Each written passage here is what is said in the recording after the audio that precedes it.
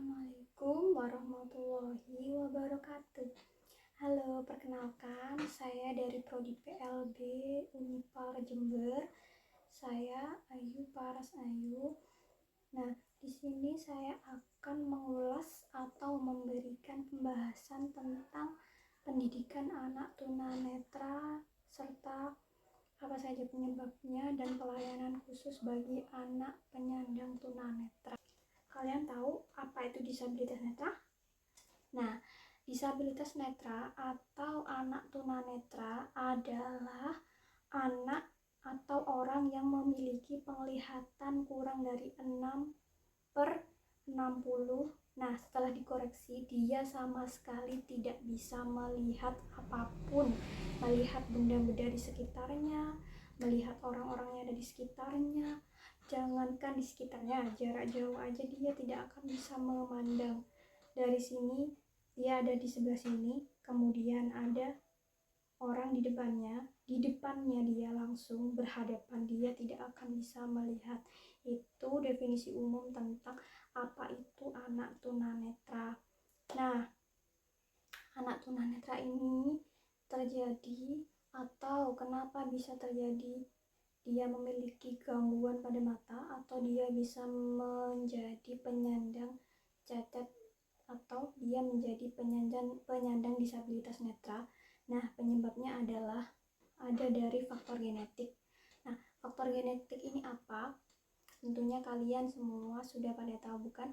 Faktor genetik ini terjadi karena dia memiliki gen, entah itu dari ayahnya ataupun ibunya, entah itu dia memiliki gen dari kakek nenek atau moyang-moyangnya di atas-atasnya dia itu memiliki gangguan pada matanya atau mereka memiliki disabilitas netra. Tentunya dia akan terjadi kepada anak tersebut, tentunya akan menurunkan kepada turunannya selanjutnya.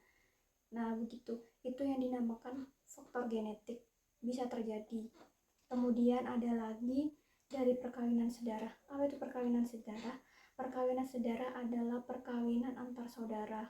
Misalnya, perkawinan antara kakak dan adik yang sepersusuan ataupun sedarah. Hal itu sudah bisa dikatakan dan bahkan ada yang terjadi karena perkawinan sedarah itu terjadi disabilitas netra, entah itu dari perempuannya ataupun dari si laki-lakinya. Kemudian ada lagi proses kelahiran. Nah, proses kelahiran ini biasanya terjadi pada seorang ibu, karena yang melahirkan itu adalah seorang wanita. Nah, kenapa biasanya ada ibu yang memiliki riwayat seperti tekanan darah tinggi? Nah, tekanan darah tinggi itu sungguh sangat susah bila melakukan proses kelahiran normal. Adapun proses kelahiran seperti bayi lahir dengan sungsang. Nah, hal itu tentunya dan hal itu ternyata bisa menyebabkan terjadinya anak disabilitas netra nantinya. Survei sudah ada yang mengatakan bahwa proses kelahiran itu dapat menjadi penyebab terjadinya anak disabilitas netra. Kemudian ada lagi penyakit akut. Nah, penyakit akut ini seperti yang tadi saya katakan, bahwa ibu hamil yang memiliki riwayat tekanan darah tinggi, hal itu bisa menjadi pemicu ataupun penyebab bagaimana nanti proses kelahiran untuk anaknya. Nah, jika hal itu tidak ditangani sejak dini, darah tinggi pada seorang ibu yang hamil tidak ditangani sejak dini, hal itu sungguh akan memperburuk nanti pada proses kelahirannya. Bahkan yang dapat memperburuk adalah nanti anak yang dilahirkan itu akan memiliki gangguan, misalnya gangguan pada mata, yaitu tadi itu disabilitas netra, gangguan pada yang lainnya lagi. Kemudian ada lagi yang selanjutnya kecelakaan. Nah, kecelakaan ini bisa terjadi. Nah, ada juga yang dari kecelakaan. Kecelakaan itu bisa terjadi dari ibu ketika sedang hamil ataupun bahkan bahkan bisa terjadi kecelakaan seperti pendarahan hebat karena jatuh, ataupun misalkan ketika ibu sedang hamil terjadi kecelakaan, kepleset, jatuh, dan memungkinkan untuk melahirkan anaknya sebelum waktunya, yaitu sebelum 9 bulan. Belum 9 bulan, misalkan pada usia kehamilan 7 bulan ataupun 6 bulan, itu yang dinamakan kelahiran apa? Kelahiran belum pada waktunya atau kelahiran prematur. Nah, kelahiran prematur ini biasanya juga dapat menjadi pemicu atau penyebab terjadinya keadaan anak yang tidak normal ataupun disabilitas. Bisa saja terjadi karena disabilitas netra. Nah, ada juga yang lainnya penggunaan obat-obatan. Selama hamil, ibu mengkonsumsi obat-obatan karena misalkan memiliki riwayat darah tinggi, terlalu banyak mengkonsumsi obat-obatan darah tinggi. Hal itu dapat memicu juga terjadinya disabilitas pada anaknya nanti ketika sudah dilahirkan. Ataupun ibu sering mengkonsumsi obat-obatan seperti alkohol ataupun vape. Bahkan ibu yang cenderung misalkan sebelum hamil dia pergaulannya itu sering merokok, sering minum alkohol, ataupun sering nge-vape rokok yang elektrik itu. Nah, tentunya akan bisa saja terjadi atau ada keinginan untuk melakukan hal tersebut lagi ketika hamil, karena sudah menjadi kebiasaan pada dia sebelum hamil. Hal itu juga dapat menjadi pemicu penyebabnya terjadi disabilitas anak netra. Kemudian ada lagi rusaknya organ-organ. Rusaknya organ-organ itu bisa terjadi karena akibat dari kecelakaan itu sendiri. Bisa terjadi rusak organ, misalkan terjadi karena ketika ke kamar mandi ibu tuh kepleset, bisa terjadi kepalanya terbentur, akhirnya itu bisa merusak organ-organ yang ada di kepalanya, yang bisa merusak otaknya. Nah, hal itu dapat menjadi pemicu juga dalam menyebabkan anak menjadi disabilitas. Seperti itu. Ini saya akan memberitahukan seperti tadi pelayanan pada anak yang sudah menyandang disabilitas netra.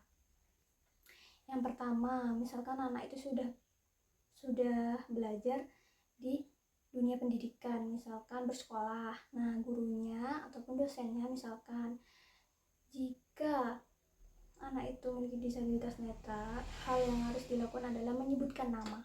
Nah, tidak lupa menyebutkan namanya. Karena apa? Dia kan tidak bisa melihat. Jadi setiap ada materi yang disampaikan ataupun misalkan bertanya tentang suatu soal, tentang sebuah soal, dia menanyakan pada anak yang sudah menjadi penyandang disabilitas netra. Dia menanyakan itu tidak lupa untuk menyebutkan nama. Misalkan namanya itu Budi. Hei Budi, tolong sebutkan apa saja penyebab dari disabilitas netra, apa saja penyebab dari disabilitas rungu. Nah, seperti itu. Jadi hal itu dapat mempermudah anak yang menjadi penyandang disabilitas netra itu untuk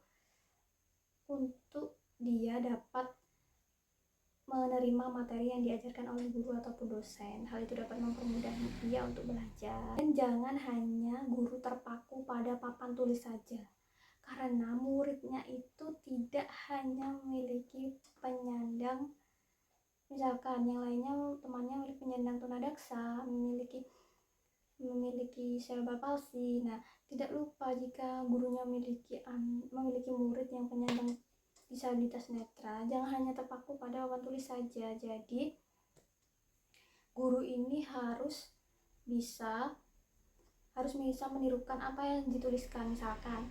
Misalkan guru menuliskan di papan tulis macam-macam tentang pelajaran bahasa Indonesia, macam-macam puisi, contoh puisi. Jadi dia harus melontarkan juga ketika menulis di papan tulis, dia juga harus melontarkan juga agar si anak penyandang disabilitas netra ini juga bisa mengikuti pembelajaran yang diberikan oleh gurunya, seperti itu.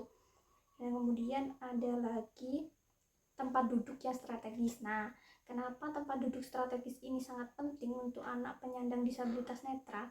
Nah, karena dia sudah tidak bisa melihat ya. Karena dia sudah tidak bisa melihat, maka dari itu guru harus memfokuskan dia atau menaruh dia pada tempat yang strategis. Tempat yang strategis ini maksudnya dia harus ada di depan gurunya langsung atau dosennya langsung, atau berada di samping kiri ataupun kanan dosen ataupun guru. Jadi seorang guru itu bisa lebih intens, seorang guru bisa lebih dalam untuk memberikan pembelajaran atau materi kepada anak disabilitas netra tersebut, sehingga dapat memicu anak disabilitas netra itu lebih paham dan lebih bisa masuk dalam ingatannya apa yang diberikan oleh guru itu tentang materi yang sedang berjalan. Lagi, guru harus jadi pemandu seperti yang saya katakan barusan. Guru harus menjadi pemimpin. Memang betul guru sudah menjadi pemimpin, yaitu kepala dari anak muridnya itu. Kenapa seperti itu? Karena agar guru dapat mengirim materi ataupun ilmu kepada anak muridnya. Nah, apalagi yang memiliki anak murid disabilitas netra, tentunya guru harus lebih bijak dan lebih pintar dalam melakukan stimulus ataupun pembelajaran kepada anak disabilitas netra tersebut. Misalkan ini, saya ceritakan sedikit ya. Ada teman guru saya memiliki anak didik disabilitas netra. Nah, dia itu pintar sekali. Dia itu bukan hanya dalam bidang pendidikan, maksudnya bukan dalam materi saja dia bisanya, pintarnya, namun dia juga bisa dalam bidang keterampilan seperti menyanyi. Nah, ketika anak itu sudah bosan, nah anak itu kan tipenya itu seperti mut-mutan ya. Kalau anak disabilitas itu biasanya itu sering terjadi mut-mutan. Nah, itu pernah kala itu dia sedang tidak mood, entah itu sudah tidak mood dari rumahnya atau dia sudah tidak mood karena berantem sama temannya sedari pagi. Gurunya tidak tahu, teman saya ini tidak tahu. Jadi kala itu dia ngambek, sudah dikasih soal. Nah, itu waktu itu dikasih soal tentang penjumlahan matematika ya, pembelajaran matematika. Dia dikasih soal 5 butir sama teman saya ini. Namun sama anak ini dikerjakan cuma 2 soal. Kemudian si teman saya ini bertanya, "Loh, kenapa Le?" Dia kan laki-laki. "Loh, kenapa Le kok tidak dikerjakan? Biasanya kamu sebentar aja udah selesai." "Bu, aku sudah selesai mengerjakan loh." "Kenapa?" Nah, kenapa kok tidak dikerjakan Le? Kenapa cuma 2? Nah, tapi teman saya ini sudah tahu kalau dia itu sudah ngambek, nggak mau mengerjakan, nggak mau meneruskan pekerjaannya. Kemudian teman saya langsung bilang, "Ya sudah kalau gitu, sekarang Bu Guru akan kasih kamu kayak potongan kecil kertas gitu ya. Itu berisi lagu yang dia sukai. Itu ada 2, lagu Balonku sama Bintang Kecil. Kemudian dia kasihkan, teman saya kasihkan. Nah, anak itu disuruh milih. Nah, gini aja wes, sekarang kita beralih pada keterampilan sudah. Kamu kan suka bernyanyi. Nah, sekarang namanya kan Rihil. Nah, sekarang kamu pilih Rihil. Mana yang mau kamu nyanyikan? Lagu yang mana yang mau kamu nyanyikan? Ini." Kemudian dia tunjuk yang Balonku ini. Nah, sekarang Rihil berdiri. Dia berdiri kemudian dan nyanyikan Balonku itu dengan sekeras-kerasnya ya. Nah, dia nyanyi sampai habis lagunya. Nah, hal itu dilakukan oleh teman saya. Kenapa? Karena dia menstimulus agar anak muridnya ini, agar si Rihil ini lupa dengan ngambeknya tadi, sehingga setelah menyanyikan Balonku itu sampai selesai lirik lagunya, nah kemudian dia langsung langsung kembali ke soalnya, dia langsung menyelesaikannya tanpa disuruh oleh gurunya. Hal itu yang dapat membuat si anak disabilitas netra ini bisa melakukan pelajaran dengan lancar. Itu bisa dicontoh. Nah, kemudian selanjutnya keamanan yang sangat harus dijunjung tinggi. Kenapa? Karena ya memang beda ya penanganannya anak yang memiliki disabilitas, entah itu netra, entah itu krungu, entah itu daksa, entah itu tunagrahita atau laras, atau ADHD, cerebral palsy, dan sebagainya. Itu sangat berbeda antara satu dengan yang lainnya penanganannya. Nah, yang sering terjadi adalah mut-mutan tadi itu anak yang memiliki penyandang disabilitas itu biasanya sering terjadi tidak bisa mengontrol emosinya, yaitu akhirnya terjadi mut-mutan ini. Nah, guru di sini kan harus menjadi pemimpin ya, harus menjadi garda terdepan bagi murid-muridnya. Tentunya dia harus bisa mempunyai keamanan tersendiri untuk muridnya, apalagi untuk murid yang memiliki penyandang disabilitas. Nah, kalau misalkan guru di SLB, tentunya kan muridnya sudah disabilitas semua ya, tentunya guru SLB lebih paham daripada guru yang umum yang memiliki anak murid disabilitas. Itu biasanya hanya sedikit. Kalau di SLB kan semuanya memiliki disabilitas. Nah, guru harus menjadi keamanan karena itu hal yang penting. Misalnya guru tidak mencampurkan muridnya yang memiliki disabilitas netra dengan disabilitas daksa. Nah, guru akan memisah. Misalkan disabilitas netranya ditaruh di sebelah kanan gurunya, kemudian yang disabilitas daksa ditaruh di sebelah kiri. Nah, takutnya hal terburuk bisa terjadi, misalkan dia berantem, anak dua ini berantem, itu takutnya. Dan juga yang ditakutkan nanti timbul kecemburuan sosial. Misalkan jika guru itu lebih terfokuskan pada yang disabilitas netra, nanti yang disabilitas daksa cemburu. Kemudian misalkan guru terpaku ataupun terfokuskan pada yang disabilitas daksa, yang disabilitas netra akan cemburu. Jadi guru itu harus balance, jadi guru itu harus ada di tengah-tengah. Nah, setelah memberikan stimulus ataupun memberikan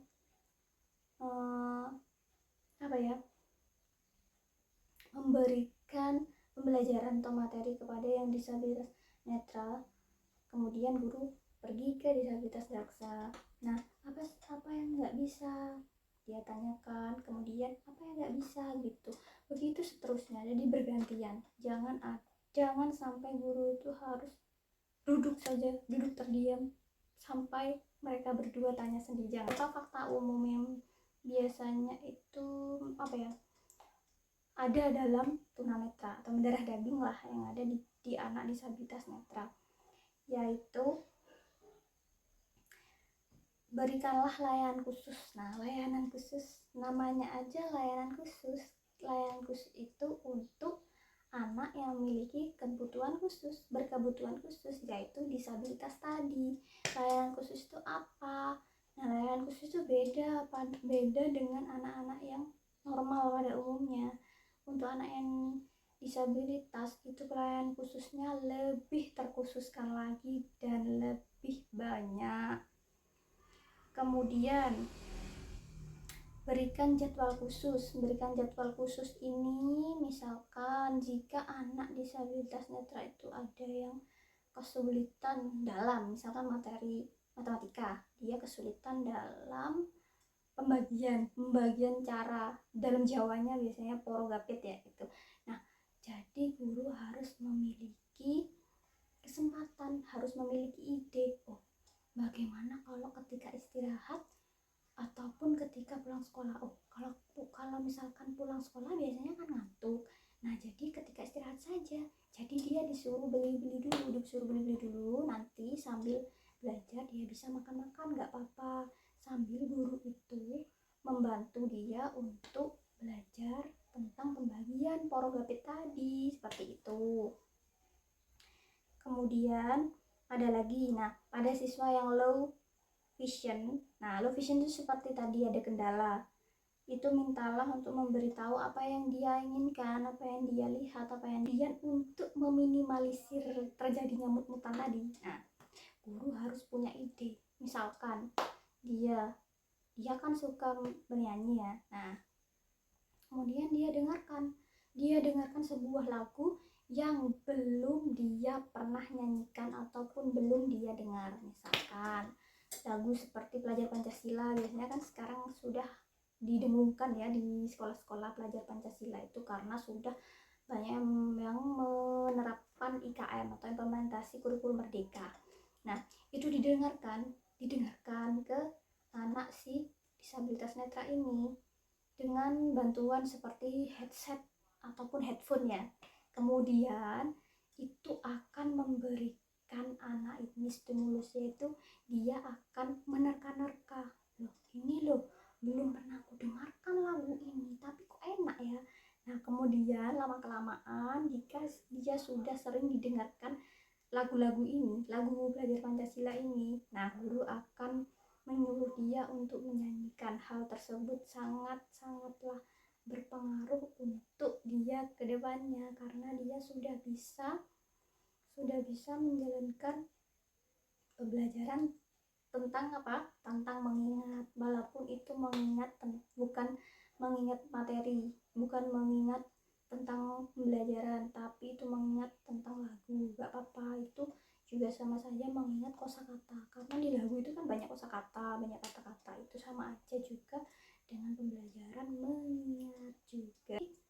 Untuk bantuan dalam melakukan aktivitas ya, kalau tadi kan bantuan pendengaran untuk pembelajaran ya, pembelajaran tentang keterampilan juga, dan juga agar bisa anak disabilitas netra itu tidak monoton saja pada materi yang diberikan guru, agar dia juga bisa bersantai sedikit tentang lagu, walaupun itu juga bisa dapat membuat dia mengingat ya tentang tadi itu. Nah, ada juga tentang bagaimana dia melakukan aktivitasnya dengan cara memberikan tongkat. Nah, biasanya kalau anak disabilitas netra ini kan, kalau anak disabilitas mau bukan disabilitas netra saja, disabilitas yang lainnya itu biasanya itu banyak apa ya, emosionalnya biasanya itu tidak bisa terkontrol. Biasanya dia itu akan merasa, oh aku bisa, masih tidak dibantu. Nah, aku lo bisa meskipun tidak dibantu sama kamu, meskipun aku gak dibantu sama bu guru, aku bisa jalan sendiri, seperti itu biasanya. Nah, itu dikasih tongkat saja agar dia tidak mempunyai kesalahpahaman bahwa gurunya tuh kalau seperti itu menyepelekan, bu guru menyepelekan aku lo bisa jalan sendiri walaupun dengan meraba-raba. Nah, biasanya kan seperti itu, jadi dikasih tongkat. Ini sedikit pengetahuan ya, tapi saya juga dapat dari para ahli. Pengertian tunanetra dari para ahli saya bacakan ya, dari Nakata. Tunanetra adalah setiap kategori individu yang memiliki kombinasi ketajaman hampir kurang dari 0,3. Nah, pasti mengarah pada ketajaman mata menurun, ketajaman mata berkurang, tidak bisa melihat benda-benda di sekitarnya, tidak bisa melihat orang-orang di sekitarnya, tidak bisa melihat huruf-huruf yang ada di depannya, ataupun paling kecil saja tidak bisa melihat tangannya sendiri walaupun sudah ditaruh di depan matanya langsung, seperti itu. Kemudian ada lagi dari Sujihati Sumantri. Nah, bagian daripada adanya penjelasan setiap individu indera penglihatannya, kedua-duanya tidak dapat berfungsi. Nah, tidak dapat berfungsi ini sama saja tidak bisa melihat atau ketajamannya berkurang seperti kata tadi itu. Kemudian ada lagi yang ketiga dari Ardi. Tunanetra sendiri bagian daripada adanya kategori apabila dalam proses pembelajarannya ia memerlukan bantuan alat-alat tertentu. Nah, seperti itu. Kayak tadi itu yang terjadi pada anak didik teman saya. Nah, itu dikasih alat bantu pendengaran, alat bantu misalkan headphone ataupun headset untuk mengenal pembelajaran tentang mengingat, walaupun itu tentang mengingat lirik lagu, seperti itu. Nah, biasanya terjadi permasalahan juga bagi anak tunanetra. Nah, belum adanya perlindungan terhadap anak tunanetra kepada pengguna kendaraan. Nah, biasanya anak tunanetra ini tentunya bisa saja ingin naik kendaraan seperti anak-anak yang lain pada umumnya. Biasanya jika dia saling bermain dengan anak-anak umum maksudnya anak-anak normal yang sudah bisa menjalankan kendaraan, nah tentunya dia akan memiliki kecemburuan. Aduh, nggak bisa ya, gimana caranya aku biar bisa naik kendaraan. Nah, jadi orang-orang terdekatnya atau ibu atau ayahnya harus ngerti, oh ya sudah, aku bonceng, ini kan sama saja sudah naik kendaraan walaupun kamu tidak nyetir sendiri walaupun kamu dibonceng, tetapi hal itu bisa lebih aman untuk diri kamu. Nah, itu juga bisa. Pun gangguan penglihatan ya, gangguan penglihatan ini macam-macam. Kalau tunanetra itu kan penglihatan ya, kalau tunarungu berarti pendengaran, kalau tunawicara berarti bicara kosakata, tentang keluarnya kata-kata yang dari mulutnya tuh. Nah, ini sekarang yang dibahaskan tentang tunanetra. Maka jadinya itu macam-macam penglihatan. Ada penglihatan yang parah, ada yang sedang, ada yang kategori ringan. Nah, kategori ringan ini tingkat ketajaman visualnya itu lebih buruk dari 6/12. Kemudian ada lagi kategori sedang, itu ketajamannya 6/18. Kemudian ada yang kategori parah, ketajamannya itu bisa sampai 6/60. Dan ada lagi yang lebih parah lagi, itu disebutkan dengan istilah kategori kebutaan, itu yaitu 3/60. Dia tidak bisa melihat benda-benda yang ada di sekelilingnya ataupun orang-orang di sekeliling. Kita sebagai orang tua bisa melihat sejak dini anak kita itu memiliki gangguan disabilitas netra atau enggak, itu bisa dilihat dari orang tua bisa melihat tanda-tandanya dari mata bergerak lebih cepat dari sisi ke sisi tanpa tujuan. Kemudian mata tidak mengikuti wajah. Nah, mata tidak mengikuti objek, misalkan mata itu hanya monoton saja di tempat itu saja. Kemudian menggosok-gosok mata terus menerus, itu entah itu ada debunya, entah itu ada hewan yang masuk ke matanya, itu tidak pernah tahu kita. Jadi kalau ada anak kita ketahuan sejak dini anak kita menggosok-gosokkan tangannya ke matanya, itu harus diperiksakan pada dokter spesialis mata, biar kita tahu sejak dini apa gejala yang terjadi pada mata anak kita, seperti itu, agar tidak terjadi keburukan di kemudian hari. Kemudian tidak melakukan kontak mata dengan orang tua atau lainnya. Jadi dia hanya kayak tadi saya katakan, itu hanya monoton pada satu tujuan saja, satu tempat saja, contohnya diam saja gitu. Kemudian mata tidak bereaksi jika dilihat sama orang di sekitarnya, matanya itu tidak bereaksi, entah itu bereaksi melihat ataupun melirik, itu tidak bereaksi. Kemudian pupil tampak putih. Nah, pupilnya itu tampak putih dan cerah. Pupil tampak putih, maaf saya salah, pupil tampak putih dan keruh. Kemudian memegang benda itu dia meraba-raba. Nah, entah itu dia memegang benda meraba-raba ataupun dia memegang benda dengan tremor. Tremor tahu? Bergetar-getar. Kayak terjadi kayak misalkan pusing. Itu jadi dia tidak seimbang memegang bendanya. Kemudian melihatnya lebih baik di siang hari daripada di malam hari. Jadi seperti kelawar ya, kalau malam itu jadi dia agak susah dalam melihat, agak buram dalam melihat. Kemudian ada lagi penyakit yang terjadi pada mata, ini bukan disabilitas netra ya, tapi ini terjadi biasanya pada orang-orang normal ataupun orang-orang dewasa ataupun orang-orang tua yang dari dini itu tidak memiliki penyakit mata apapun. Tiba-tiba setelah dewasa ataupun setelah tua itu memiliki penyakit mata. Nah, itu biasanya bisa kita dengar katarak. Nah, itu biasanya terjadi pada orang yang sudah tua. Kemudian degenerasi makula. Apa itu degenerasi makula? Degenerasi makula adalah mereka yang mengalami degenerasi makula akan mengalami kerusakan pada bagian tengah matanya, yaitu pada bagian retinanya. Katarak yaitu proses penglihatannya yang semakin hari semakin buram, itu katarak. Kemudian apa? Minus. Nah, minus atau plus. Biasanya kalau orang minus entah itu tidak bisa melihat pada jarak jauh ataupun tidak bisa melihat pada jarak pendek, itu bisa ditolong dengan apa? Dengan kacamata. Kalau misalkan masih muda dan memakai kacamata itu sangatlah mengganggu pada aktivitasnya, biasanya itu dia membeli soft lens. Nah, soft lens apa? Lensa mata itu loh yang biasanya ditaruh di tengah-tengah mata, itu ditaruh. Itu ada soft lens yang minus, atau minusnya itu berbagai macam, ada minusnya sudah minus 100, 150, minus 200. Itu biasanya dilakukan oleh anak-anak remaja. Itu biasanya yang malu pakai kacamata. Kan biasanya kalau memakai kacamata itu identik, ini jelas wis minus wis, kacamata ndak ketok wis, itu kan. Kalau Jawanya biasanya trahum, ini tidak bisa melihat, ini burem ini matanya, makanya pakai kacamata. Tetapi kalau pakai soft lens itu biasanya orang ada yang nggak tahu, oh ini gaya-gayaan biar matanya itu indah, seperti itu bisa.